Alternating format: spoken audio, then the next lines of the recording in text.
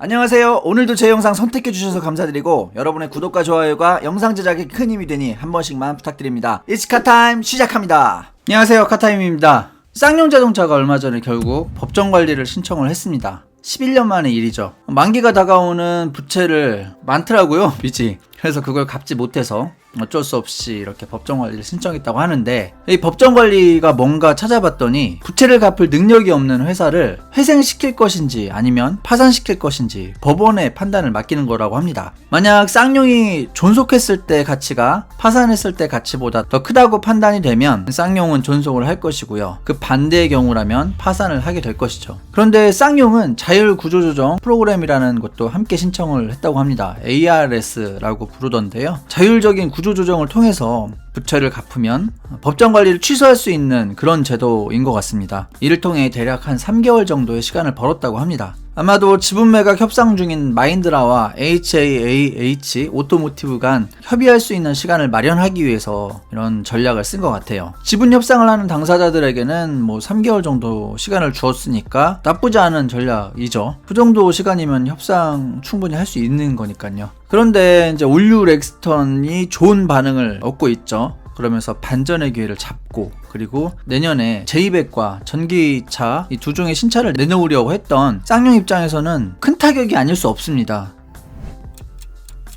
법정관리가 나쁘지 않은 제도 같아요. 회생할 수 있는 회사들에게 기회를 한번 더 주는 거잖아요. 그래서 보면 볼수록 괜찮은 제도인 것 같더라고요. 엄밀히 말하면 파산이 아닌 거죠. 한 번의 기회가 더 남아있는 건데, 법원 입장에서도 평택 지역 경제에 큰 영향을 끼치고 있는 쌍용 자동차를 그렇게 쉽게 날릴 수는 없을 것 같아요. 날려야 한다고 보는 분들도 많은데 이게 그렇게 말처럼 쉬운 일은 아닐 것 같습니다. 지금 쌍용 자동차와 그리고 그 협력사들, 직원들 있잖아요. 그분들로 인해서 먹고 살아가는 또 가족들이 있을 거 아닙니까?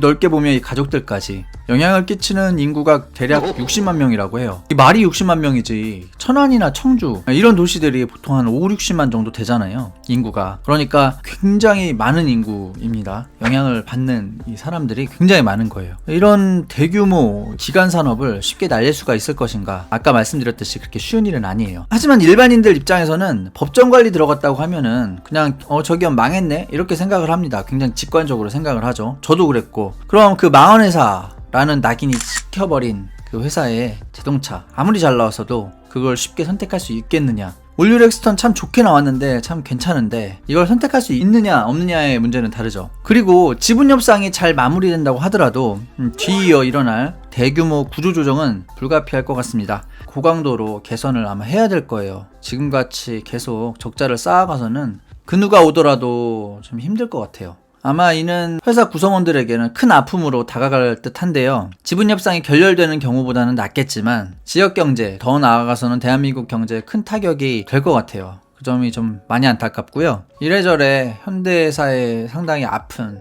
그런 역사가 될 것 같습니다. 기운이 좀 빠지네요. 그나마 마인드라와 HAAH 오토모티브가 3개월 동안 잘 협상을 해서 타결을 한다고 하면은 그래도 급한 불은 끄게 되니까 좀 그렇게 되길 바라겠고요.